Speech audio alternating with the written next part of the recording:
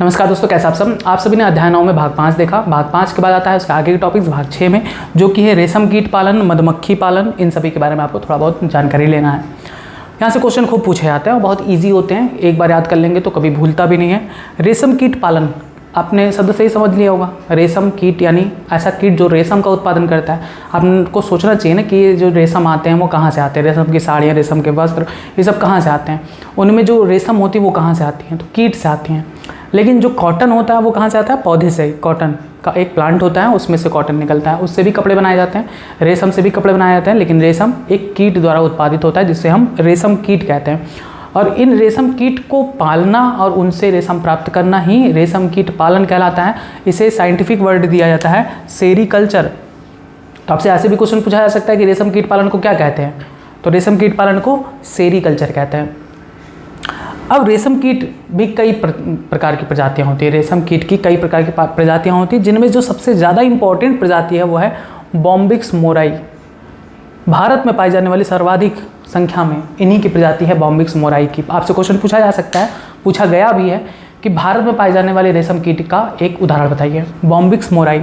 और भी उदाहरण हैं, लेकिन सबसे ज़्यादा कौन से पूछे जाते हैं, बॉम्बिक्स मोराई। नाम भी बढ़िया है, याद हो जाएगा, बॉम्बिक्स मोराई। तो बॉम्बिक्स मोराई के बारे में पहले हम पढ़ेंगे कि ये आखिर कीट कैसा होता है, कहाँ पाया जाता है, कैसे इसका लाइफ साइकिल होता है। तो सीधे चलिए बताते हैं हम आपको।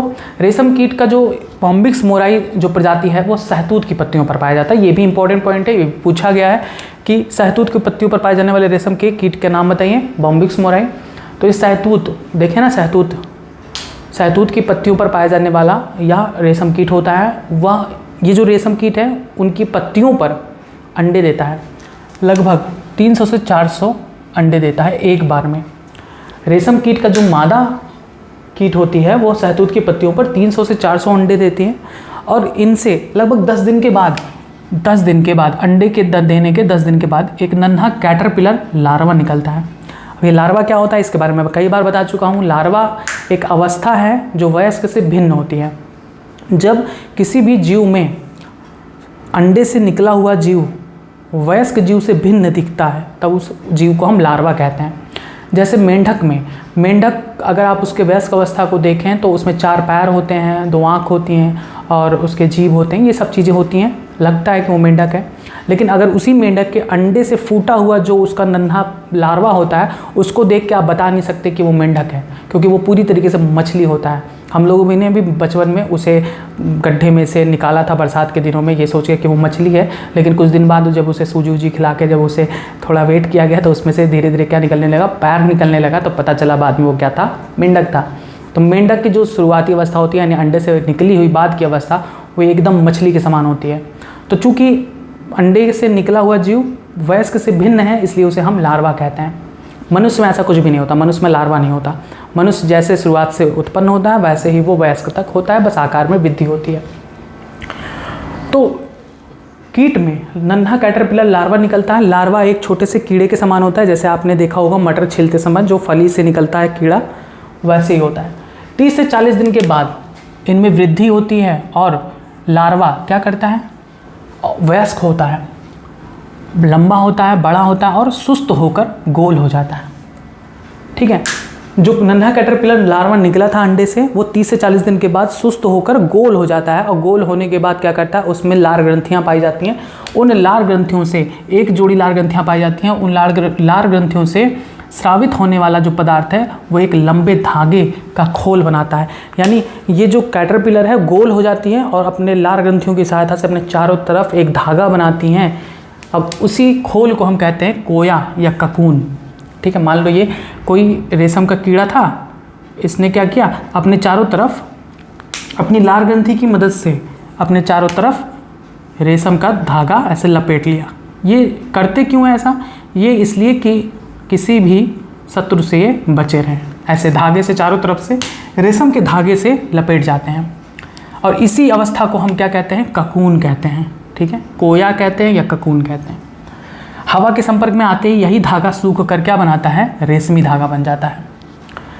एक कैटरपिलर लगभग 3 से 4 दिन में 1000 से 1200 मीटर लंबी रेशम के धागे को बना सकती हैं, बनाती भी हैं। एक कैटरपिलर 3 से 4 दिन में 1000 से 1200 मीटर लंबी धागा बनाती हैं रेशम की। अब क्या होता है, अब इन्होंने अपने चारों तरफ रेशम कीट का धागा बना लिया, अब इसमें ये सुरक्षित हैं, अब इसी में ये वृद्धि करती हैं और कोये में बंद यानी ककून में बंद लार्वा अब परिवर्धन करके प्यूपा में रूपांतरित हो जाता है, यानी वयस्क होता है धीरे धीरे। साधारणतया 12 से 15 दिन में प्यूपा कायांतर द्वारा पूर्ण कीट बन जाता है। प्यूपा बनने के बाद, ककून के अंदर प्यूपा बनने के बाद 12 से 15 दिन के बाद वो पूर्ण कीट बन जाता है और कीट बनने के बाद वह एक क्षार स्रावित करता है, क्षारीय स्राव करता है, जिसकी सहायता से जो ककून है वो टूट जाती है चारों तरफ से और फिर वो कीट उससे निकलकर आज़ाद हो जाता है। यानी एक क्षारीय स्राव की सहायता से कोये को एक ओर से काटकर बाहर निकल जाता है, इससे कोये का रेशमी धागा टूटकर व्यर्थ हो जाता है। ये था इनकी सामान्य जिंदगी किसकी, बॉम्बिक्स मोराई की। बॉम्बिक्स मोराई जो कीट हैं वो सामान्य रूप से ऐसे विकसित होते हैं, यानी उनकी जो मादा होती हैं वो शहतूत की पत्तियों पर अंडे देती हैं 300-400 और फिर उनसे 10 दिन के बाद लार्वा निकलता है। लार्वा बड़ा होता है, 30 से 40 दिन के बाद वो गोल होकर अपने चारों तरफ रेशम के धागे का एक ककून बना लेता है।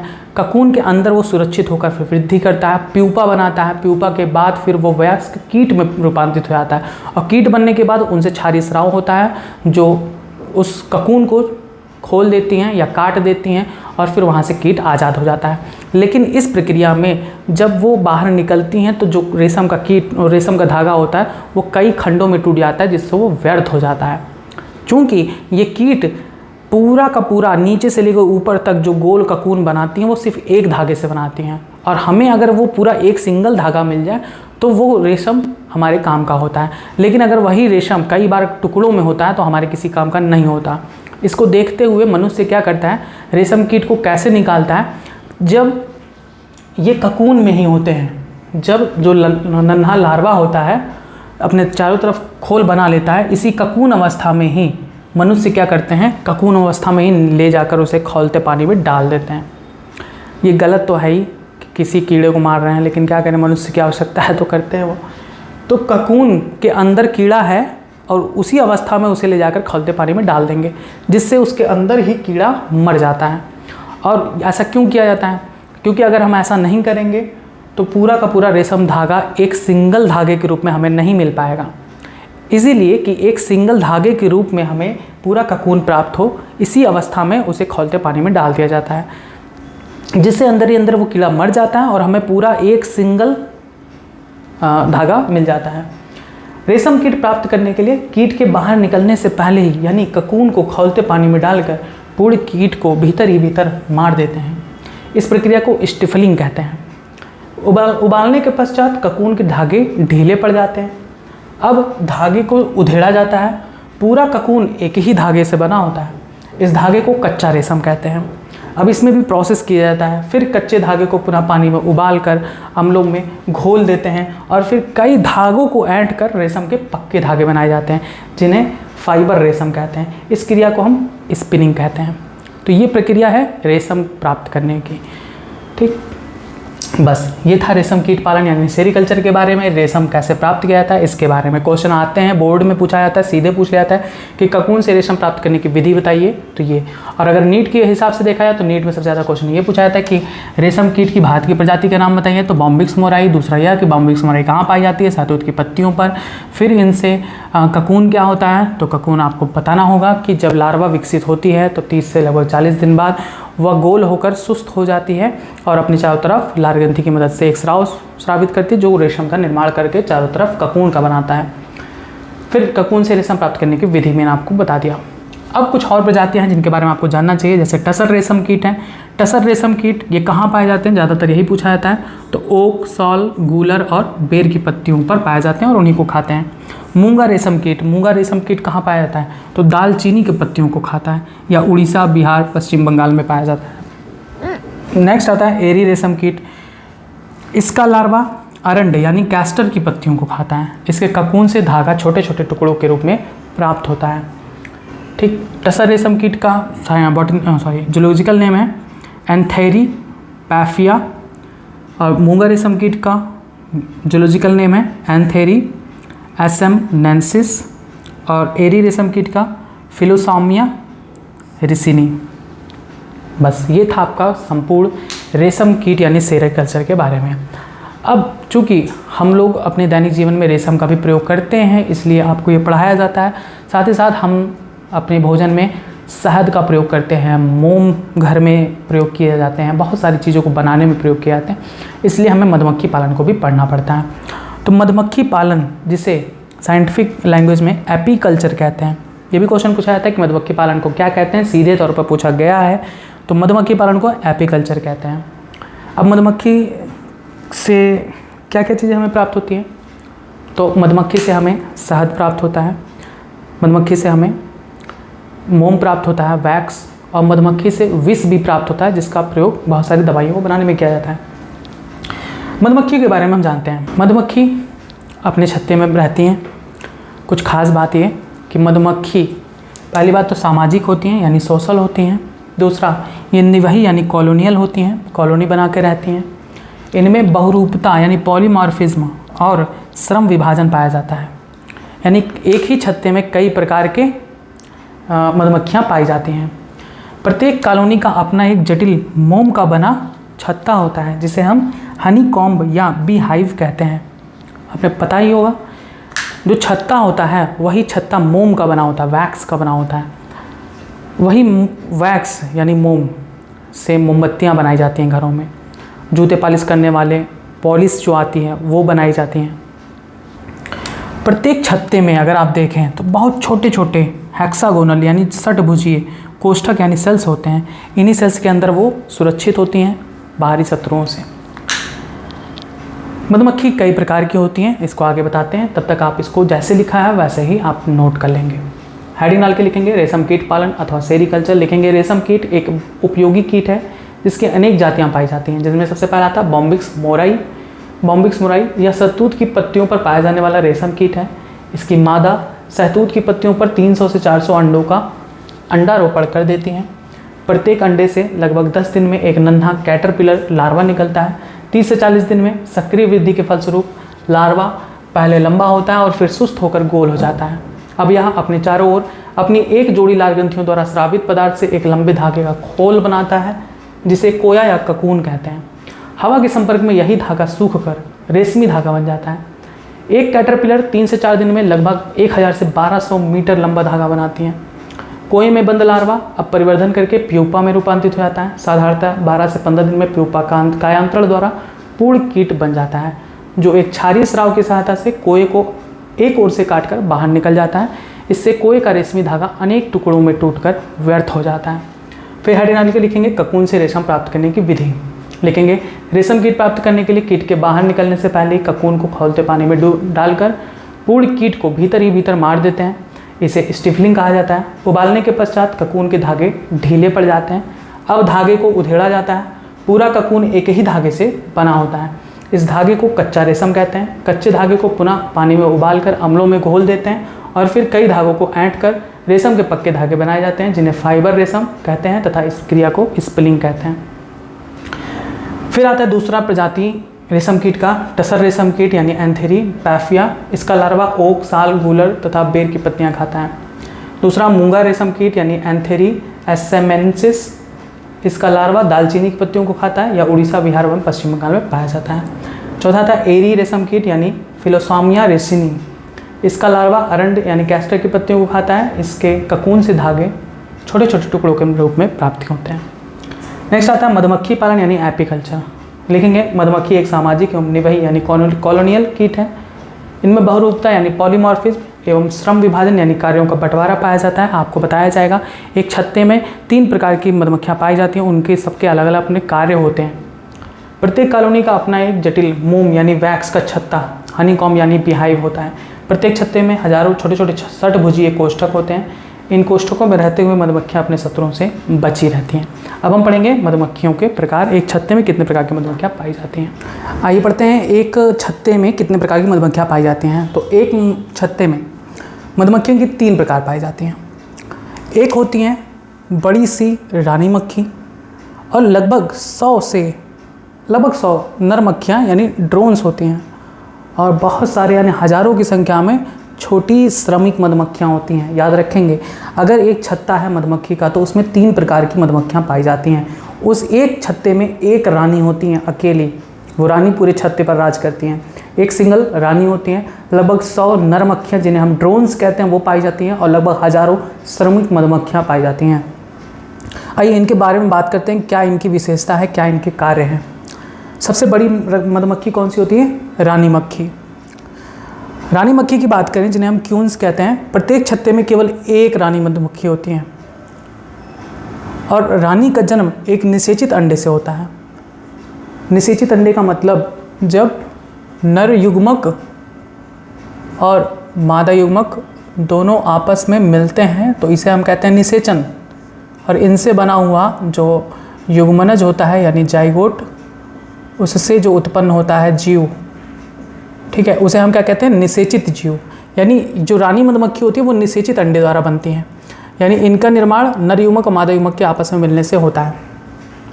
अतः यह क्या होंगी? द्विगुणित होंगी। कैसे द्विगुणित होंगी? क्योंकि नर युग्मक क्या होते हैं? आगुणित होते हैं, नर भी और मादा भी। इन दोनों के मिलने से क्या बनता है? द्विगुणित युग्मनज, और द्विगुणित युग्मनज से निर्मित जीव को क्या कहते हैं? द्विगुणित।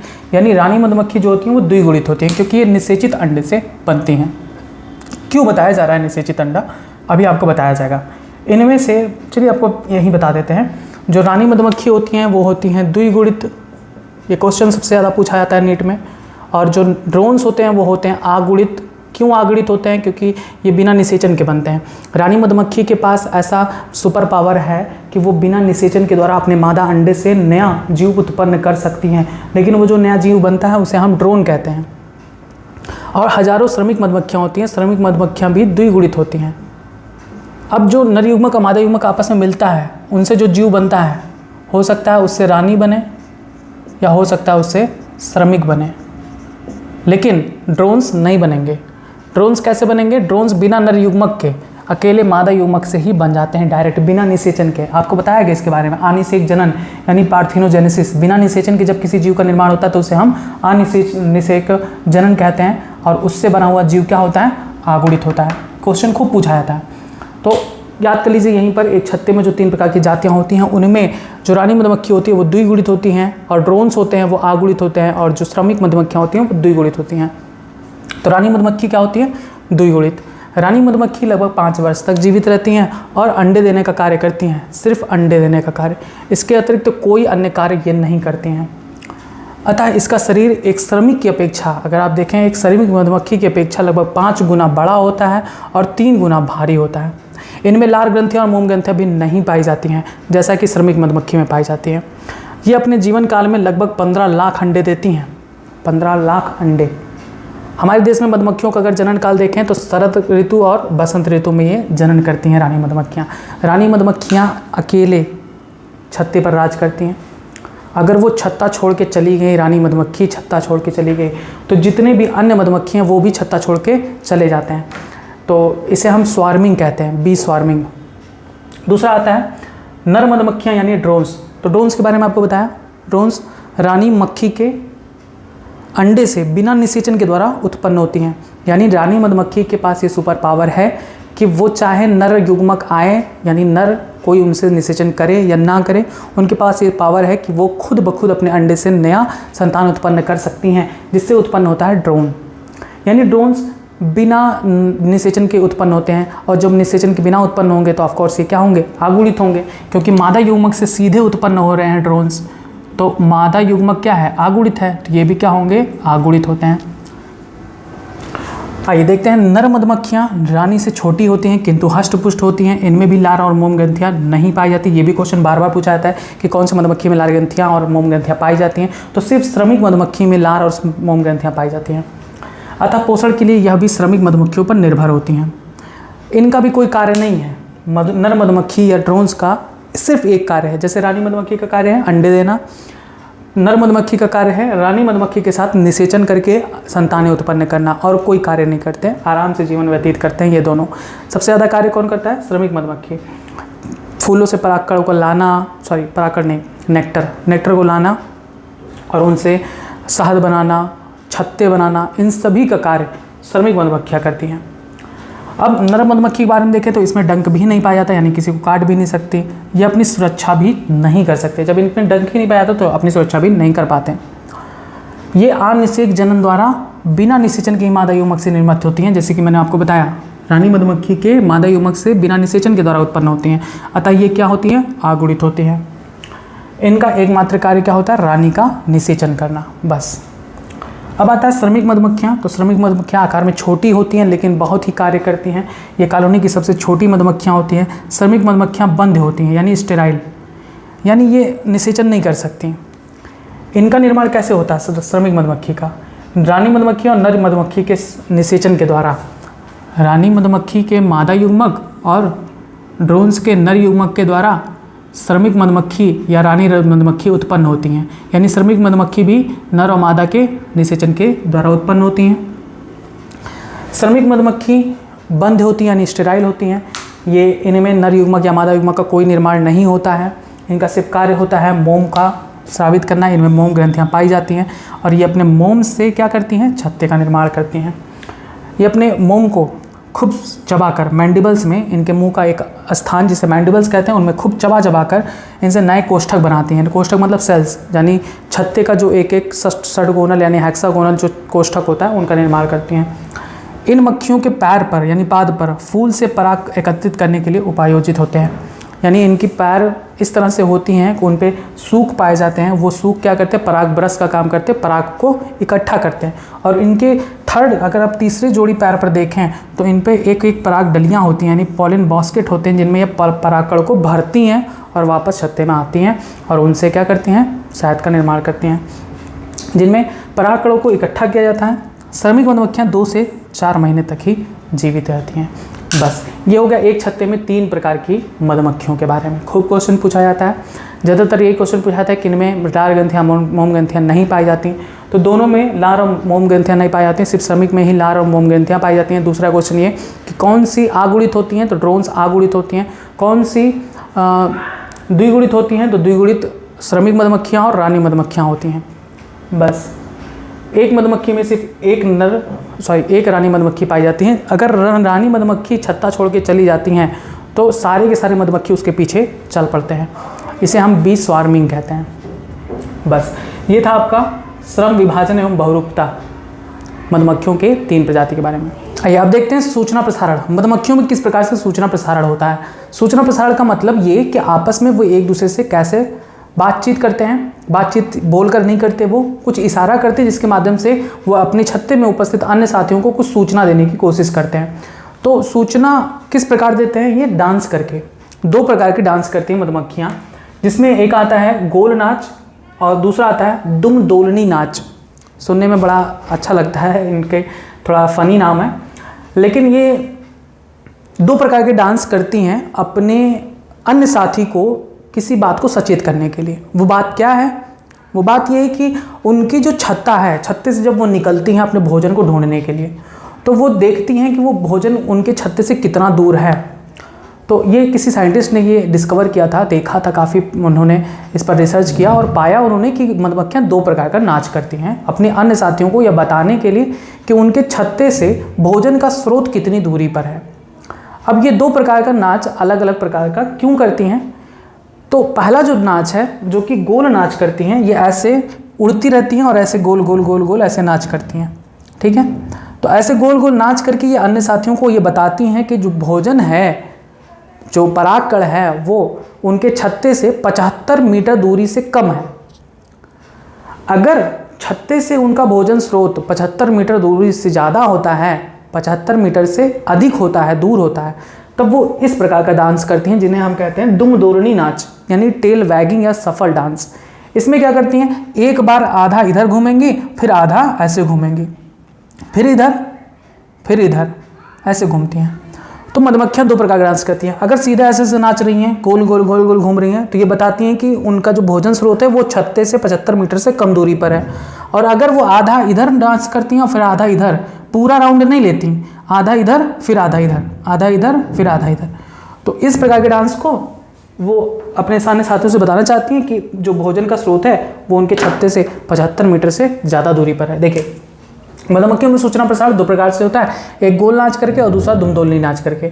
गोल नाच कब करती हैं? जब 75 मीटर या इससे कम दूरी पर हो, जो भोजन का स्रोत है उनके छत्ते से, ठीक है, जब नया भोजन स्रोत छत्ते से 75 मीटर या इससे कम दूरी पर होता है तब वो गोल नाच करती हैं, यानी ऐसे गोल गोल गोल गोल घूमती हैं, ठीक है, नाचती हैं।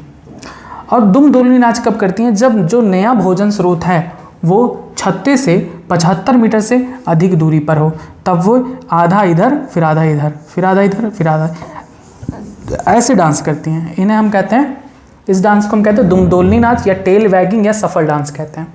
तो ये दो प्रकार की नाच करती हैं जिससे वो अन्य साथियों को बताती हैं कि नया भोजन स्रोत छत्ते से कितनी दूरी पर है। तो इसको भी जैसे बना हुआ वैसे बना लीजिए, जैसे लिखा हुआ है वैसे आप उतार लीजिए। स्काउट मक्खी, मक्खी में श्रमिक मधुमक्खी में भी कई प्रकार होता है, जिसमें से एक मधुमक्खी आती है स्काउट मक्खी।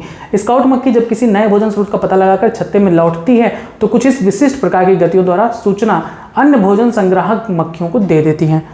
सूचना प्रसारण के लिए स्काउट एवं भोजन खोजकर्ता मक्खियां दो प्रकार का नाच करती हैं, गोल नाच और दुमदोलनी नाच। पहला आता है गोल नाच यानी राउंड डांस। इस नाच में स्काउट मक्खी क्रमशः दाईं बाईं और गोल गोल चक्कर काटती हैं। जैसे ऐसे नाच द्वारा सूचना प्रसार तब किया जाता है जब नया भोजन स्रोत 36 से 75 मीटर या इससे कम दूरी पर होता है। इसमें स्रोत की दिशा की सूचना प्रसारित नहीं हो पाती।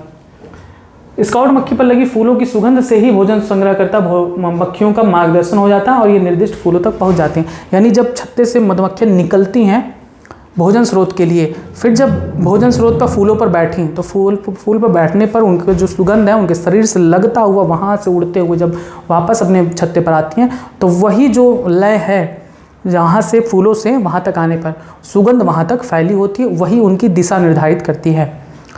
तो इनमें दिशा की सूचना कोई प्रसारित मतलब इनमें दिशा सूचना का कोई भी तरीका नहीं है अपने साथियों को बताने के लिए, ये बस उस सुगंध के माध्यम से वहाँ तक पहुँच पाती हैं। तो भोजन और सुगंध के माध्यम से ही मक्खियों को मार्गदर्शन हो जाता है और ये निर्दिष्ट फूलों तक पहुँच जाती हैं। सबसे बढ़िया एक मूवी बनाया गया था बी मूवीज़ करके, एक हॉलीवुड मूवी है जिसे हिंदी में भी दिया गया है बी मूवीज़। इसमें मधुमक्खियों का बहुत ही बड़ा रोल दिखाया गया है हमारे जीवन पर भी और उनके जीवन पर भी। जिस तरह से मनुष्य मधुमक्खियों का प्रयोग करते हैं, उनसे शहद वैक्स जो भी लेते हैं, उसी तरीके से मधुमक्खियाँ भी मनुष्य के द्वारा लाभान्वित होती हैं। सब कुछ दिखाया गया है। तो ये मूवी आपको देखना चाहिए बी मूवीज़। दूसरा डांस जो आता है दुमदोलनी नाच यानी टेल वैगिंग या सफल डांस। स्काउट मक्खियाँ इस नाच द्वारा सूचना प्रसारित तब करती जब नया भोजन स्रोत 75 मीटर से अधिक दूर हो। इसमें स्काउट मक्खी एक सीधी रेखा में तेजी से कई बार उड़ती है तथा फिर सीधी रेखा में दोनों ओर अर्धवृत्ताकार चक्कर लगाती है, यानी आधा ऐसे और फिर आधा उस तरफ। ये हो गया दो प्रकार के नाच द्वारा मधुमक्खियों में सूचना प्रसारण। अब इसके बाद हम देखेंगे आगुड़ित और द्विगुणित मधुमक्खियाँ क्या होती हैं। इनके बारे में थोड़ा सा पहले मैंने बताया है, लेकिन फिर से और डिटेल चर्चा करेंगे और फिर हम देखेंगे मधुमक्खियों से हमें क्या लाभ होता है। हाँ, ये देखते हैं आगे का टॉपिक जो कि है द्विगुणित व आगुड़ित मधुमक्खियाँ। इसके पहले भी मैंने बताया था कि द्विगुणित मधुमक्खी कौन सी होती है और आगुड़ित मधुमक्खी कौन सी होती है। मधुमक्खी की तीन जो किस्में होती हैं एक छत्ते में पाई जाती हैं, उनमें रानी द्विगुणित होती है और श्रमिक मधुमक्खी द्विगुणित होती है। जो ड्रोन मधुमक्खी होता है वो आगुणित होता है, क्योंकि ड्रोन मधुमक्खी का निर्माण मादा यानी रानी मधुमक्खी के मादा युग्मक से बिना निषेचन के ही वो बनता है। तो यहाँ पर ये सबसे ज़्यादा पूछा जाने वाला क्वेश्चन है कि द्विगुणित कौन सी होती है और आगुणित कौन सी होती है। तो मैथुन के 3-4 दिन बाद युवा रानी अंडे देना प्रारंभ कर देती है। एक नए छत्ते की सारी मधुमक्खियाँ एक ही रानी की मक्खी की संतानें होती हैं। अगर एक छत्ते पर अगर आप जितनी भी मधुमक्खियाँ देख रहे हैं वो सभी की सभी संतानें उस एक रानी मक्खी की होती हैं। इनमें से जो निषेचित द्विगुणित अंडों से विकसित होती हैं वो कौन कौन सी होती हैं। तो जो द्विगुणित होती हैं यानी निषेचित द्विगुणित अंडे से विकसित होती है उनमें गुणसूत्रों की संख्या 32 होती है। इस तरह से आपको यह भी मालूम होगा कि मधुमक्खी में कितनी गुणसूत्र होती हैं, 32। इनमें सपुंसक यानी जो निषेचन करने में सक्षम हो, रानी मधुमक्खी बनती है किससे, द्विगुणित अंडे से। और एक नपुंसक जो निषेचन करने में सक्षम नहीं होते, उनमें श्रमिक मधुमक्खी बनती है। यानी रानी मधुमक्खी सपुंसक होती है, निषेचन करने में सक्षम होती है और ये द्विगुणित अंडे से बनती है, इनमें गुणसूत्रों की संख्या 32 होती है। श्रमिक मधुमक्खी द्विगुणित अंडे से विकसित होती है, इनमें गुणसूत्रों की संख्या 32 होती है, लेकिन नपुंसक होते हैं, ये आगे निषेचन नहीं कर सकते हैं। फिर दूसरा आती है अनिषेचित आगुणित अंडों से तैयार होने वाली जो मधुमक्खी है, उनमें गुणसूत्रों की संख्या 16 होगी। 16 क्यों होगी? 32 का आधा, क्योंकि इसमें सिर्फ एक ही युग्मक भाग ले रहा है, रानी मधुमक्खी का मादा युग्मक, और उनसे सीधे बिना निषेचन के ही बन जा रहा है। तो इस वजह से इसमें गुणसूत्रों की संख्या आधी यानी 16 होती है। इनमें भ्रूणीय परिवर्तन व आने से एक जन्म द्वारा नर मधुमक्खी यानी ड्रोन्स का निर्माण होता है। तो आपसे कोई पूछता है कि मधुमक्खियों में कौन सा मधुमक्खी आगुड़ित होता है? ड्रोन्स होते हैं। लेकिन ड्रोन्स क्या होते हैं? आगे निषेचन क्रिया के लिए सक्षम होते हैं। अब ये भी क्वेश्चन पूछा जा सकता है कि आखिर ड्रोन्स में जब युग्मक बनते हैं तो कौन सा विभाजन होता है? क्योंकि ड्रोन तो खुद ही आगुड़ित होते हैं, तो आगुड़ित होने से जो युग्मक होंगे, युग्मक इनसे बनेंगे आगुड़ित, तो कौन सा विभाजन होगा? तो ड्रोन्स में जब युग्मक बनते हैं तो इसमें समसूत्री विभाजन होता है, अर्धसूत्री विभाजन नहीं होगा। अर्धसूत्री विभाजन होगा तब तो गड़बड़ हो जाएगा। इसलिए ड्रोन्स में जब युग्मक बनता है तो समसूत्री विभाजन होता है, लेकिन रानी मधुमक्खी में जब युग्मक बनता है तो कौन सा विभाजन होता है? अर्धसूत्री विभाजन होता है। ये ध्यान रखेंगे। अब जब किसी छत्ते में मधुमक्खियों की संख्या बहुत बढ़ जाती है तब रानी मधुमक्खी उस छत्ते को छोड़कर चली जाती है, लगभग हजारों श्रमिक मधुमक्खियों को लेकर।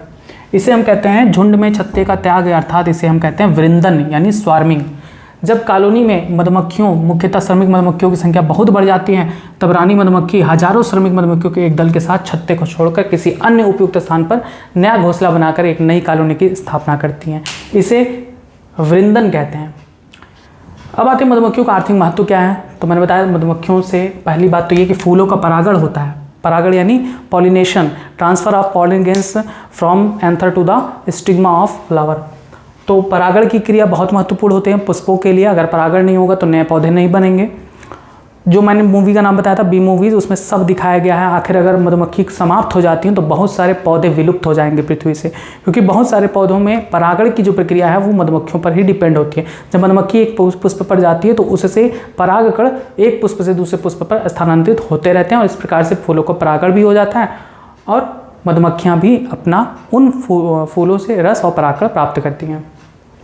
तो जब मधुमक्खियाँ परागकण एवं फूलों का रस इकट्ठा करने के लिए एक फूल से दूसरे फूल पर जाती हैं, जिससे इन फूलों का परागण भी हो जाता है। दूसरा आता है मधु। तो हमें मधु प्राप्त होता है, शहद प्राप्त होता है, जिसे हम हनी कहते हैं। मधुमक्खी के जो मुख होता है उससे मधु का स्राव होता है। अब मधु का हम मानव जीवन में क्या उपयोग है? तो मधु एक शक्तिवर्धक टॉनिक होता है, प्राकृतिक शक्तिवर्धक होता है। और दूसरा एंटीसेप्टिक प्रॉपर्टी होती है, यानी रोगाणु रोधक होता है। अगर कहीं पर भी घाव लग जाता है तो हम मधु लगा देते हैं तो उस पर किसी भी रोगाणु का संक्रमण नहीं होता और घाव जल्दी भर जाते हैं। तो इसमें औषधीय गुण होता है। इसमें लगभग 80 प्रकार के पदार्थ होते हैं। मधु को घाव पर लगा देने पर घाव पर रोगाणु का संक्रमण नहीं होता, घाव के शीघ्र ठीक होने में सहायता मिलती है। फिर आता है मधुमक्खी का मोम। जो छत्ता होता है वो पूरा का पूरा मोम होता है और आपको पता है मोम का प्रयोग बहुत होता है। जितने भी आप अगर देखें मधुमक्खी पालन की जो भी फैक्ट्रियाँ लगती होती हैं, शहद की फैक्ट्रियाँ होती हैं, उनमें शहद से उतना पैसा नहीं आता जितना पैसा मोम से आता है। तो उनके छत्ते से जो मोम प्राप्त होता है उसका प्रयोग सौंदर्य प्रसाधन यानी कॉस्मेटिक्स में प्रयोग किया जाता है। मूर्तियाँ बनाने में की जाती हैं, पेंट बनाने में किया जाता है, जूतों की पॉलिश बनाने में की जाती है। फिर आता है मधुमक्खी का विष। मैंने बताया मधुमक्खी का जो विष होता है, यानी जब वो काटती हैं जो उससे टॉक्सिन रिलीज होता है हमारे शरीर में आता है, उससे हमारे शरीर में इम्यूनिटी बढ़ती है। यानी हमारा जो शरीर की सुरक्षा प्रणाली है, सुरक्षा तंत्र, इम्यूनिटी बढ़ जाती है। लेकिन इसका मतलब ये नहीं कि कोरोना से बचने के लिए आप मधुमक्खी से छदवाते रहो, ऐसा नहीं है। तो जो विष होता है उसको निकाला जाता है और फिर उसे अलग अलग प्रकार की दवाइयाँ बनाई जाती हैं। चूँकि इसमें ऐसी प्रॉपर्टी होती है इनके विष में, ये एक तेज अम्ल होता है, एसिड होती है, जिनमें ये प्रॉपर्टी होती है कि मनुष्य में ये सुरक्षा तंत्र को बढ़ाती हैं। तो यह एक तेज अम्ल होता है। इसमें महत्वपूर्ण प्रतिजैविक औषधि का गुण होता है, यानी ये भी एंटीसेप्टिक प्रॉपर्टी होती है। रक्त में पहुंचने पर यह विष शरीर के सुरक्षा तंत्र को सुदृढ़ बनाती हैं, यानी मजबूत बनाती हैं। अतः अन्य जो विषैले जंतुओं के दंश यानी रक्त छीड़ता, गठिया आदि कई रोगों, तंत्रिका तंत्र की गड़बड़ी, कई प्रकार के नेत्र और चर्म रोग और उच्च रक्तचाप में इसका प्रयोग किया जाता है। पूछा जाता है भारत में पाए जाने वाले मधुमक्खियों के प्रजातियों के नाम बताइए। तो सबसे ज़्यादा पूछा जाता है एपिस इंडिका। इंडिका शब्द भी प्रयोग किया गया है इंडिया के लिए। तो इंडिया में पाया जाने वाला जो प्रमुख मधुमक्खी की जाति है वो है एपिस इंडिका। और भी प्रजातियां हैं जैसे एपिस डोर्सेटा, एपिस फ्लोरिया और एपिस मेलिफेरा। ये 4 प्रमुख जातियां भारत में पाई जाती हैं जिनके बारे में आपसे पूछा जा सकता है। बस ये था संपूर्ण बातें मधुमक्खियों के बारे में। यहाँ से खूब क्वेश्चंस पूछे जाते हैं, तो उम्मीद है कि आपको ये सारी चीज़ समझ में आई हैं। जैसा लिखा है वैसा ही आप इसको उतार लेंगे और याद कर लेंगे। कुछ भी नहीं है, थोड़े से इम्पॉर्टेंट भी हैं और इंटरेस्टिंग भी हैं। भाग 6 का लास्ट टॉपिक है लाख का कीट। लाख का कीट जिसे हम लैक इंसेक्ट या लैसीफर कहते हैं, जिसका जूलॉजिकल नाम होता है टेकार्डिया लैका। यहाँ पर सीधे क्वेश्चन पूछा जाता है कि लाख का कीट का जूलॉजिकल नाम क्या होता है। तो लाख का कीट का जूलॉजिकल नाम है टेकार्डिया लैका। लाख का कीट से हमें प्राप्त होता है लाख। लाख का प्रयोग बहुत सारे चीज़ों को बनाने में किया जाता है। इससे चूड़ियाँ बनाई जाती हैं, बटन बनाए जाते हैं, खिलौने बनाए जाते हैं और बहुत सारी चीज़ें बनाई जाती हैं। अब जैसे अन्य जो कीट होती हैं उनमें जो ग्रंथियाँ पाई जाती हैं उनसे अलग अलग पदार्थ बनते हैं, वैसे ही लाख के कीट में जो ग्रंथि पाई जाती है उससे जो पदार्थ स्रावित होता है उसी के सूखने पर ये लाख बनता है। अब ये लाख का कीट कहाँ पाया जाता है? तो भारत में पाया जाता है, बर्मा के जंगलों में पाया जाता है। वहाँ पर जो उपस्थित पीपल के पेड़ हैं, ढाक, साल, बरगद, अंजीर, इन सभी के वृक्षों पर ये पाए जाते हैं। इनके शरीर पर गोंद के समान स्राव करने वाली विशेष प्रकार की ग्रंथियाँ होती हैं। अच्छा, ये जो लाख बनाती हैं ये अपने लिए बनाती हैं, शत्रुओं से अपनी रक्षा के लिए बनाती हैं।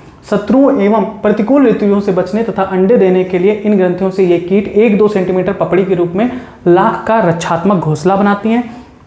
इन वृक्षों को की टहनियों को गर्म जल में उबालकर तथा कुछ रसायन पदार्थ मिलाकर लाख अलग कर दिया जाता है। लाख का श्रावण मादा कीट करते हैं। ठीक है, हमारे देश में अनेक स्थानों पर, विशेष तौर पर मिर्जापुर जिले में बड़े पैमाने पर लाख एकत्रित किया जाता है। लाख से वार्निश बनाया जाता है, पॉलिश बनाया जाता है, ग्रामोफोन रिकॉर्ड बनाया जाता है, मोहरी लाख बनाया जाता है, बिजली का सामान, बटन, खिलौने, बर्तन, चूड़ियाँ आदि वस्तुएं बनाई जाती हैं। तो ये था भाग 6 का आखिरी टॉपिक लाख का कीट, जहाँ पर सबसे ज़्यादा क्वेश्चन पूछा जाता है कि लाख का कीट का नाम क्या है, चाहे लैसीफर या टेकार्डिया लैका ऑप्शन में दिया जा सकता है। लाख से क्या क्या चीज़ें बनाई जा सकती हैं ये पूछा जाता है। तो ये था भाग 6 का आखिरी टॉपिक लाख का कीट। अब इसके बाद जो आता है भाग 7, उसमें आपको जंतु कृषि कर्म यानी एनिमल हस्बेंड्री के बारे में बताया जाएगा। तब तक आप जुड़े रहें बायोलॉजी हिंदी चैनल के साथ। धन्यवाद।